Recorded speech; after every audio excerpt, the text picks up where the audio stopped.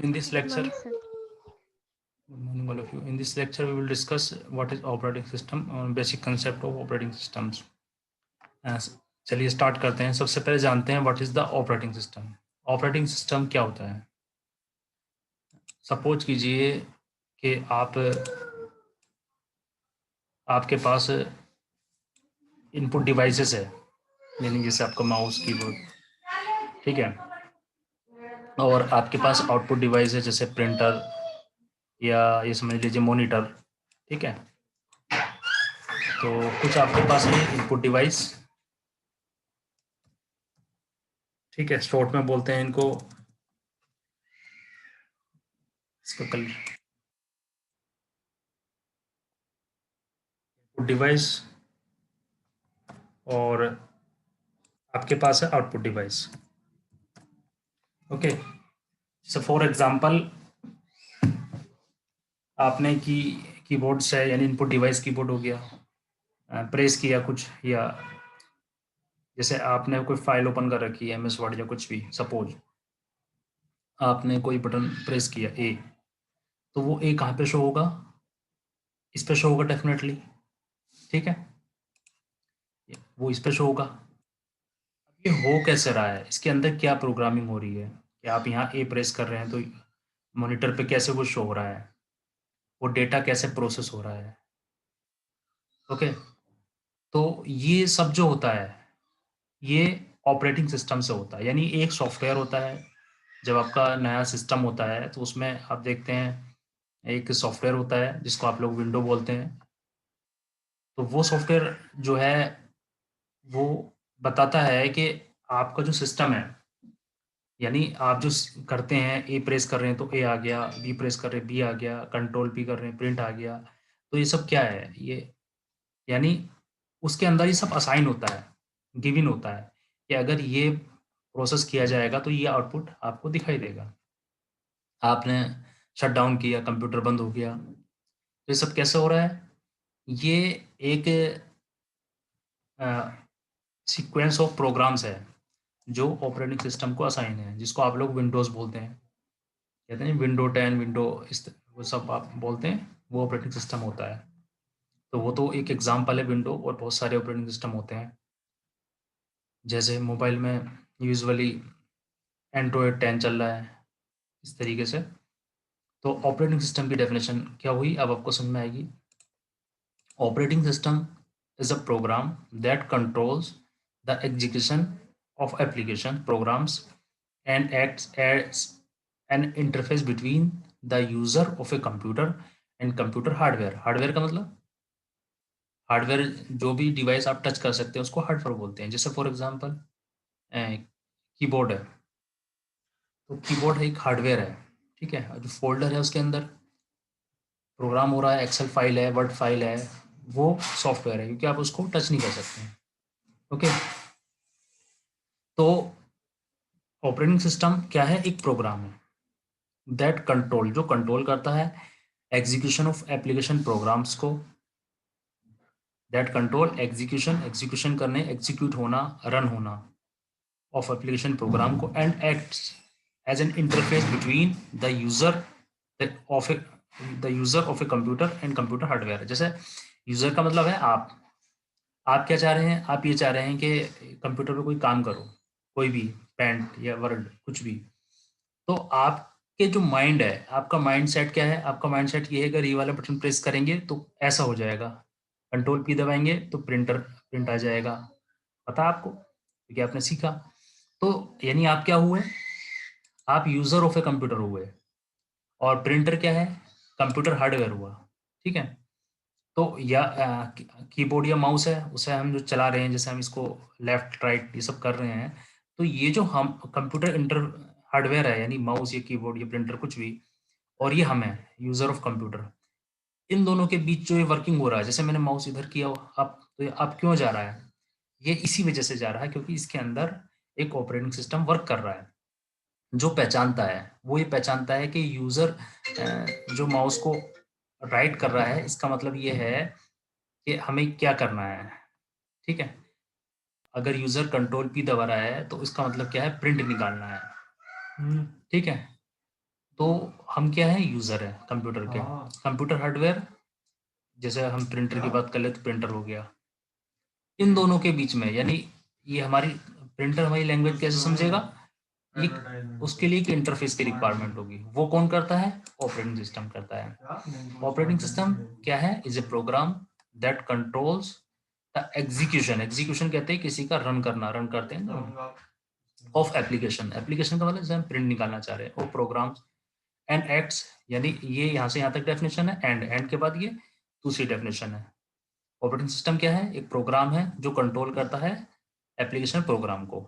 एक तो ये एंड, साथ में acts as an interface between user of computer, यानी हम और कंप्यूटर हार्डवेयर, यानी हम कंट्रोल भी, हम अपना जो आउटपुट है डिजायर्ड, वो कैसे उस पर उससे असाइन करा पा रहे हैं, कैसे हम उसका उससे काम ले पा रहे हैं। ठीक है, तो ये सब कैसे होता है, ये कौन डिसाइड करता है, ऑपरेटिंग सिस्टम ये डिसाइड करता है। ठीक है, तो ये इसकी डेफिनेशन होती है। A more common definition is that the operating system is the one program running at all times of the computer, यानी जब भी आप कंप्यूटर रन करते हैं तो जो भी आपकी वर्किंग होगी वो only and only operating system पे डिपेंड होगी। जो सॉफ्टवेयर है, जो कंपनी सॉफ्टवेयर बना रही है, आप उसको इंस्टॉल कर रहे हैं, तो वो ऑलरेडी इस तरह के सॉफ्टवेयर होते हैं कि ऑपरेटिंग सिस्टम उनको एक्सेप्ट कर लेता है। ओके, ऑपरेटिंग सिस्टम, वो सॉफ्टवेयर अपने आप वर्क नहीं करते हैं, बल्कि सॉफ्टवेयर जो है वो इसके हेल्पिंग हैंड होते हैं ऑपरेटिंग सिस्टम के। जो भी, जैसे कोई सॉफ्टवेयर आपने इंस्टॉल किया, तो ऐसा नहीं है बिना ऑपरेटिंग सिस्टम के वो वर्क कर लेगा। बिना ऑपरेटिंग सिस्टम के क्या है, तो ये कंप्यूटर एक डब्बा है, बिना ऑपरेटिंग सिस्टम की एक मशीन है, सिर्फ एक डिवाइस, यानी उसका आप यूज नहीं कर सकते हैं। ठीक है, तो ऑपरेटिंग सिस्टम को कर्नल भी कभी कभी कहा जाता है। कर्नल, कर्नल हिंदी में किसको बोलते हैं, बताइए, किसी को पता हो? ओके, तो ऑपरेटिंग सिस्टम के लिए हमें क्या चाहिए, यानी ये डेफिनेशन मैंने अभी तो और भी है ये सब। अब चलते हैं types of operating systems. Okay, types of operating system क्या होता है। ऑपरेटिंग सिस्टम की काफ़ी टाइप होते हैं, जैसे मैंने आपको बताया था कि जो सेकेंड जनरेशन में यूज़ हुआ था बैच ऑपरेटिंग सिस्टम, याद होगा आपको, मैंने बताया था एक बार। ठीक है, ऑपरेटिंग सिस्टम अलग अलग होते हैं, जो हमारे कंप्यूटर जनरेशन है उनके हिसाब से अलग अलग होते हैं, लेकिन होते क्या क्या है ये हमें डिस्कस करना है। नंबर एक, बैच ऑपरेटिंग सिस्टम, चलिए देखते हैं ये क्या होता है। देखिए, जैसे कि बैच ऑपरेटिंग सिस्टम में क्या होता है कि इसमें, ये देखिए, इस तरीके के बैच बनाए जाते हैं, इस तरह के ये बैच बनाए जाए, और ये बैच इनके नाम होते हैं कुछ। ठीक है, बैच वन फॉर एग्जांपल हम कह देते हैं batch one, batch two, batch three. ठीक है, और ये बैच बनाने के बाद ये जो कंप्यूटर ऑपरेटर है उसको असाइन कर दिए जाते हैं, उसको ये असाइन कर दिए जाते हैं। ठीक है, वो क्या करता है कि जो प्रोसेसर होता है, या यानी ये समझिए, ये यहाँ पर ये एक पोर्शन होता है इसके अंदर, इस पोर्शन के अंदर ये इसको फिट कर देता है। जैसे फॉर एग्जांपल ये इसके पोर्शन मान लिए हमने इस तरीके से, ये फॉर एग्जांपल इस तरह से लिख लेते हैं हम। ठीक है, तो ये देखिए, ये वन मान लेते हैं, ये टू, और ये मान लेते हैं थ्री। ठीक है, तो सपोज कीजिए यहाँ पर ये वन इसको, और ये टू को, ये और ये थ्री को। ठीक है, ये इस तरह फीड कर देता है, तो इसमें जो जॉब्स होती है वो इसमें असाइंड होती है, यानी जॉब्स क्राइटेरिया के कंप्यूटर किस तरीके से वर्क करेगा, प्रोसेस किस तरह से वर्क करेगा, वो इसके अंदर पंच कार्ड के अंदर स्टोर कर दिए जाते हैं वो डेटा, और वो कंप्यूटर ऑपरेटर को दे दिए जाते थे। तो वो इनको इसमें फिट कर देते थे बस। ठीक है, तो उसको बोलते थे कि ये हमने बैच बना लिए, इनके जैसे बैच होते हैं अलग अलग बैच बना लिए, और वो इसमें जो है फिट कर दिए। ठीक है, तो इससे क्या होता है कि पहले ये वाला रन होगा, फिर ये वाला रन होगा, ये वाला रन होगा। पुराने टाइम में ये वाला सिस्टम चलता था सेकेंड जनरेशन में। ठीक है, ओके, अब देखिए इसमें काफ़ी सारे ड्रॉबैक थे। एक ड्रॉबैक तो ये था कि जो बैच थे हमारे, वो बैच अगर एक बार तैयार हो गए, ये बैच हो गया, ये वर्क हो गया और ये असाइन हो गया, तो ये बैच अगर रेडी है और असाइन भी नहीं है, तब भी इसमें चेंज करना बहुत मुश्किल होता था। पूरा सब सिस्टम चेंज करना पड़ता है, इनसाइड जितनी इसकी प्रोग्रामिंग है, ठीक है? ओके। और इसका एक छोटा-सा जो प्रैक्टिकल एग्ज़ाम आ रहा है, पावर लूम है, जहाँ कपड़े वगैरह की होते हैं ना, जो पावर लूम बोलते हैं उस मशीन को, उसमें ये जो है रिसेंटली भी यूज़ इस तरह के वो लोग करते हैं, ठीक है? और पावर लूम की तरह वो कंप्यूटर में यूज़ होता था। अब जैसे ये 1, 2, 3 है, इसके अंदर क्या है, उन्होंने प्रिपेयर किया डेटा, तो इसको नंबर 1 चेंज करना बहुत मुश्किल होता है। नंबर 2, जब इसको फीड कर दिया, तो अब इसमें आप कोई चेंजेस नहीं कर सकते, बहुत मुश्किल होगा इसको सबसे। अगर आपको इसमें कोई चेंजेस करना है, आपको लग रहा है कि इसमें कुछ कमी रह गई या कुछ अपडेशन करना है, तो वो नहीं कर सकते। उसके लिए आप सबको ये रोकना पड़ेगा, ठीक है? और जो वेस्टेज ऑफ टाइम बहुत ज़्यादा होगा, कई-कई दिन वेस्ट हो जाएँगे, ठीक है? कई दिन में ये सब तैयार होते हैं। तो दूसरी प्रॉब्लम क्या आई थी? दूसरी प्रॉब्लम ये आई थी कि इसमें प्रायोरिटी नहीं होती। प्रायोरिटी का मतलब ये होता है कि जैसे कि अगर हमारे पास 3 जॉब है, तो इसमें हमें कराना है कि हम इनको फीड कर रहे हैं, लेकिन हम उसमें ऐसा कुछ लिख सकें कि ये वाली जो जॉब है, ये सबसे पहले हो जाए, ठीक है ना? तो उसको बोलते हैं प्रायोरिटी। तो हमारे जो है प्रायोरिटी उसमें अवेलेबल नहीं थी बैच ऑपरेटिंग सिस्टम में। तो ये उसमें ड्रॉबैक थे। तो बैच ऑपरेटिंग सिस्टम क्या होती है? ये देखिए, the user of batch operating system do not interact with the computer directly. वो डायरेक्टली इसको जो है इंटरेक्ट नहीं कर सकता था यूजर। वो जो जॉब थी वो ऑफलाइन एक डिवाइस में पंच कार्ड में जो है रखनी पड़ती थी, जैसे मैंने ये आपको दिखाया, और कंप्यूटर ऑपरेटर को ये दिया जाता था वर्क, ठीक है? To speed up the processor job with similar needs are batch together और रन इन ग्रुप में वो रन होती थी, ठीक है ना? और इसमें क्या होता था कि वो रिक्वायरमेंट में चेंज नहीं कर सकते थे, ठीक है ना? तो इसमें नंबर 1 क्या होता है, जो प्रॉब्लम्स मेन आई थी हमारी, lack of interaction between the user and group, ठीक है ना?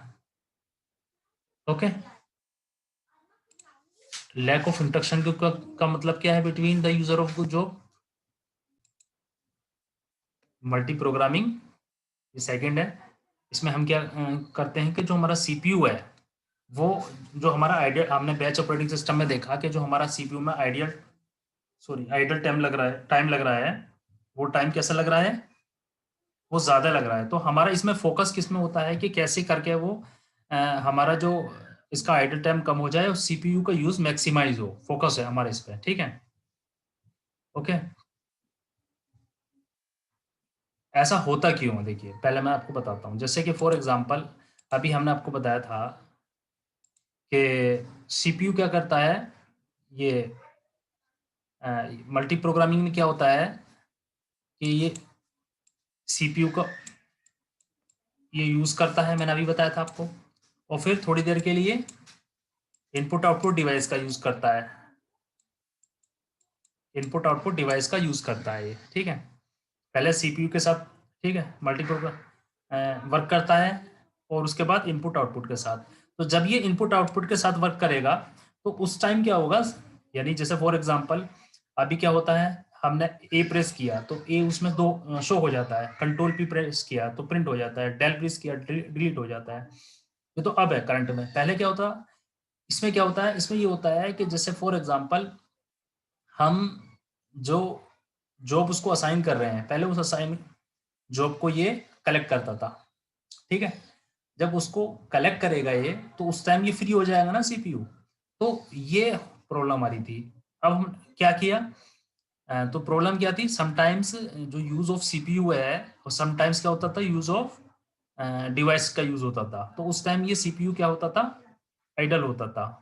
तो ये प्रॉब्लम को रिमूव करने के लिए मल्टी प्रोग्रामिंग की गई। क्यों की गई, देखिए इसकी वजह सुनिए। वजह ये है कि जैसे सपोज कीजिए हमारे आपके पास जो है एक प्रोग्राम 1 है, प्रोग्राम 2 है, प्रोग्राम 3 है। तो ये वर्क इसके साथ है। तो अब क्या होगा, इसका जब ये सीपीयू से कनेक्टेड है, तो फिर इसको ये इससे कनेक्ट कर देगा, तो उस टाइम में ये फ्री हो जाएगा। जब ये फ्री हो जाएगा तो प्रोसेसर 2 का इसका यूज करेगा, यानी कोई मशीन जो है खाली ना रहे, ये समझ लीजिए एक तरीके से। ठीक है ना। तो ये इसका यूज कर रहा है, तो फिर इससे रिलेटेड ये उसको यहाँ यूज करेगा। फिर ये यानी सीपीयू जो है आपने देखा, यानी जब इस पे 1 कनेक्टेड था तो मैंने इसको हटाया तो 2 कनेक्टेड हो गया, 3 कनेक्टेड, इसलिए कहा जा रहा है इसे मल्टी प्रोग्रामिंग। ठीक है, तो ये मल्टी प्रोग्रामिंग होता है। ठीक है ना। और जो अभी हम बता रहे थे, इसमें जो लिखा हुआ था वो था टाइम शेयरिंग ऑपरेटिंग सिस्टम। इसका दूसरा नाम होता है मल्टीटास्किंग। ठीक है ना। तो मल्टीटास्किंग इसका नाम होता है। इसमें इसमें क्या फर्क होता है और ये क्या होता है, देखिए। ये तो मल्टी प्रोग्रामिंग है जो इससे पहले मैंने आपको बताया। पहले टाइम शेयरिंग का नाम होता है मल्टीटास्किंग। तो मैं इसको लिख देता हूं, टाइम शेयरिंग मल्टीटास्किंग। नंबर 1, ये तो एक्सटेंड वर्जन होता है मल्टी प्रोग्रामिंग का, जो अभी मैंने आपको बताया। हमारा इसमें फोकस क्या होता है, इसका फोकस क्या है, हमारा फोकस है लेस रेस्पॉन्स टाइम, यानी यूजर को वेट ना करना पड़े। ठीक है ना। तो दरअसल ये ऐसा होता क्यों है, इसकी वजह सुनिए आप। जैसे मैं आपको एक एग्जांपल दूं, बहुत छोटा सा। मैं आपको एक बहुत छोटा सा एग्जांपल दे रहा हूँ, इसलिए दे रहा हूँ क्योंकि आपको इससे बहुत आसानी समझ में आ जाएगा।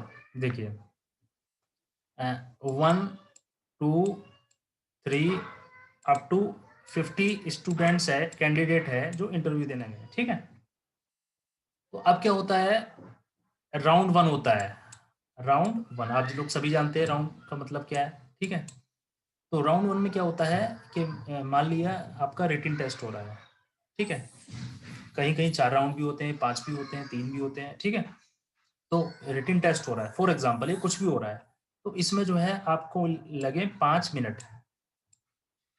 ठीक है, 5 मिनट लगे, 5 मिनट अप टू सबको 5 मिनट लगे। क्लियर। राउंड 2 हुआ, राउंड 2 में कुछ और हुआ है, मान लिया इसमें लगे हैं 10 मिनट। ठीक है, 10 मिनट एंड सो 10 मिनट। इस तरीके से राउंड 3 हुआ, इसको लगे हैं मान लिया 40 मिनट्स सबको। ठीक है, 40 मिनट्स। अब क्या है कि जो ये फर्स्ट है या कोई भी है, फर्स्ट की बात कर लेते हैं चलो इसकी। तो इसको लगा भाई 5 मिनट बाद इसका राउंड फर्स्ट का रिजल्ट आ गया, इसको लगा हाँ मुझे रुकना चाहिए सेकंड राउंड के लिए, तो 5 मिनट यहाँ इसके वेस्ट हुए। तो अगर ये यहाँ से यहाँ पर पास नहीं होता तो ये वही क्या देखता, भाई मेरा नंबर नहीं आया, 5 मिनट मेरे वेस्ट हो गए, मैं घर जा रहा हूँ। ठीक है। तो 5 ही मिनट वेस्ट हुए इसके सिर्फ। और अगर ये राउंड 2 में जाए फिर 10 मिनट वेस्ट हुए। और अगर यहाँ पर क्लियर हो जाएगा तो ये आगे रुक जाएगा। और अगर ये राउंड 3 में जा रहा है तो इसका ये कंप्लीट हो गया जो भी है। ठीक है। तो इसको कोई प्रॉब्लम नहीं आएगी, यानी कि इसे लगा के भाई मैं इस वाले राउंड में फेल या पास हुआ हूँ। लेकिन सपोज कीजिए ये 50 है, इन 50 में होता क्या है, इस तरीके से 1 2 3 50 होता ये है कि इसको इसका राउंड 1 राउंड 2 राउंड 3 तीनों एक साथ हो गए, और जिसमें लगा कितना 40 10 50 55 55 मिनट्स लगे। और 55 मिनट सबके लगे हैं। और इनको बताया भाई यार आप पे तो कुछ आता नहीं है, आप पे कुछ नहीं आता, आप जो फर्स्ट राउंड में फेल हो गए थे। लेकिन बताया गया कब, शाम को। ठीक है। तो ये क्या हुआ, तो ये प्रॉब्लम हटाने के लिए हम यूज करते हैं टाइम शेयरिंग ऑपरेटिंग सिस्टम। यानी हम क्या करते हैं, हमारा जो वर्क है ना उसको डिवाइड कर देते हैं टाइम में, अलग अलग शेयर कर देते हैं, टाइम शेयर। तो थोड़ा थोड़ा वर्क सबका होता रहता है। जैसे कि 4 प्रोसेस चल रहे हैं, आपने कंप्यूटर में एमएस ऑफिस ऑन कर लिया, आपने एक्सेल ऑन कर लिया, आपने पेंट ऑन कर लिया है, तो आप तीनों पर वर्क कर रहे हैं, तो थोड़ा टाइम तो ज्यादा लग रहा है लेकिन थोड़ा थोड़ा सब पे वर्क चल रहा है एक साथ। तो उसको बोलते हैं टाइम शेयरिंग या मल्टीटास्किंग ऑपरेटिंग सिस्टम। ठीक है ना। तो एग्जाम्पल क्या है उसका, जैसे ये इंटरव्यू हो रहा था, तो इनको सबको टाइम बाउंड अलग अलग इसके डिवीजन बना दिए हैं। तो इससे क्या होगा कि रेस्पॉन्स टाइम जो है देख रहे हैं लेस होगा। तो इस लाइन का मतलब आप समझ गए होंगे, अब आप भूलेंगे नहीं अगर इस एग्जाम्पल को आप अच्छे तरीके से समझ गए हैं कि लेस रेस्पॉन्स टाइम का मतलब समझे। ये होता है लेस रेस्पॉन्स टाइम, यानी जो यूजर है इसको कोई प्रॉब्लम नहीं हो रही है। ठीक है ना, यानी इसका नंबर 5 मिनट में इसको पता चल रहा है इसका राउंड 1 क्लियर है कि नहीं है, 10 मिनट बाद उसको पता चल गया राउंड 2 क्लियर है कि नहीं है। तो क्यों? तो इसे कहेंगे हम कि लेस रेस्पॉन्स टाइम हो रहा है। ठीक है, टाइम तो उतना ही लगेगा, लेकिन इसे बीच बीच में पता चलता जा रहा है कि मेरी यहाँ पर प्रॉब्लम है, मुझे आगे नहीं जाना चाहिए, ये इसको या HR को पता चल रहा है कि इस ईट को ये 50 है, तो वो अपना क्यों टाइम वेस्ट करेंगे सबके लिए। उन्होंने देखा ये 50 में से जो है ये 45 तो पहले राउंड में हट गए, बचे 5, उन 5 में से 2 इस राउंड में हट गए, तो कितना इजी हो गया। तो यही पूरा पूरा ये सब कुछ क्या है, यही टाइम शेयरिंग सिस्टम। ठीक है, तो टाइम शेयरिंग आपको समझ में आ गया, ये होता है। देखिए, तो टाइम शेयरिंग क्या होती है, एक technique which enables many people located at various terminal. उसमें मैनी पीपल होते हैं, वेरियस टर्मिनल होते हैं, टर्मिनल बोलते हैं कंप्यूटर को, मॉनिटर को, कंप्यूटर को, सिस्टम को, तो use a particular computer system at the same time. ठीक है, यानी सिस्टम एक है लेकिन उसका वो सबको उसको टाइम मिल रहा है। Time sharing multitasking is a logical extension of multi programming. मैंने अभी आपको बताया था मल्टी प्रोग्रामिंग क्या होता है, उसका ये एक्सटेंशन होता है। एक्सटेंशन बोलते हैं advance version, processors time which is shared among multiple users simultaneous terms time sharing। यानी कि जो मैंने आपको एग्जांपल बताया ना, उससे रिलेट करते करते आपको ये सब समझ में आ जाएगा। ठीक है, तो इसका फोकस कहाँ है, किस बात पर होता है, फोकस यही होता है कि रेस्पॉन्स टाइम क्या हो हमारा, मिनिमाइज हो। ये लाइन देखिए आप। ठीक है, अलग से क्वेश्चन भी आता है इसका कि जो इसका फोकस है वो किस पे है, कि हमारा रेस्पॉन्स टाइम मिनिमाइज हो, यानी हमें जल्दी पता चल जाए कि भाई क्या चल रहा है, क्या हो रहा है। तो इसमें टाइम स्लॉट, टाइम को शेयर कर दिया जाता है। ठीक है, और कैसे किया जाता है, जैसा आपको बताया था कि सीपीयू आइडियल होता है तो दूसरा एक दूसरे से स्विच करते जाते हैं, फिर एक दूसरे का नंबर होता है, और टाइम को जो है ना शॉर्ट बस्ट में, बस्ट बोलते हैं जो टाइम के क्वांटम बनाए जाते हैं ना, उनको बस्ट बोलते हैं। जैसे 5 सेकंड का कोई टास्क है तो उसको अलग अलग बना दिया कि भाई 5 सेकंड तो बहुत ज़्यादा हो गए, तो उसका 1 सेकंड का पार्ट पहले हो जाए, 1 सेकंड का बाद में हो जाए, इस तरीके से। तो उसको जो है क्या बोलते हैं, बस टाइम भी बोलते हैं। ठीक है, ओके। तो इसमें जो मैन है वो आपको जरूर याद होना चाहिए, अगर पूरा भी याद नहीं हो पा रहा है और कोई भी लाइन की कोई कंफ्यूजन है तो आप मुझसे पूछ सकते हैं। ठीक है ना, तो ये multiple jobs are executed by CPU switching between them. जैसे मल्टी प्रोग्रामिंग में हमने बताया था, मल्टी प्रोग्रामिंग में का ये एडवांस है, तो वो जो होता था वो तो इसमें हो गई। ठीक है, तो ये टाइम शेयरिंग ऑपरेटिंग सिस्टम होता है। तो provide the advantage quick response, ये तो इसका मैन है, जो मैन। ठीक है, और नंबर 2 डुप्लीकेशन ऑफ सॉफ्टवेयर। क्यों? क्योंकि टाइम शेयरिंग है तो एक ही है, तो वही सॉफ्टवेयर बार बार यूज हो रहा है, यूजर 1 को, सॉरी प्रोसेसर 1 के लिए, प्रोसेसर 2 के लिए यूज हो रहा है। ठीक है, यूजर की बात करें तो यूजर भी अलग अलग हो सकते हैं। ठीक है, तो ये, और रिड्यूस सीपीयू आइडल टाइम, ये तो मैंने आपको इसलिए बता दिया था मल्टी प्रोग्रामिंग में, क्योंकि ये भी मल्टी प्रोग्रामिंग का पार्ट है, उसका एडवांस वर्जन है, तो ये तो इसमें भी होगा। ठीक है, और इसमें जो डिसएडवांटेज है, डिसएडवांटेज का मतलब ये है, पहले से तो अच्छा ही था इस वाले से ही, लेकिन फिर भी इसमें कुछ जो प्रॉब्लम आ गई थी, वो ये प्रॉब्लम थी रिलायबिलिटी, यानी एरर के चांस थोड़ा रहते हैं, और क्वेश्चन ऑफ सिक्योरिटी, क्योंकि यूजर जो है डिवाइस को अलग अलग यूज कर रहे हैं, एक ही डिवाइस को यूज कर रहे हैं, तो वो थोड़ा सिक्योरिटी की प्रॉब्लम भी इसमें आती है। ठीक है ना, और डेटा कम्युनिकेशन की थोड़ा प्रॉब्लम होती है बस। ठीक है, तो ये कुछ पॉइंट इसके याद होने चाहिए कि आप इसको लिख सकें। Number 3 distributed operating system. Distributing operating system को समझते हैं।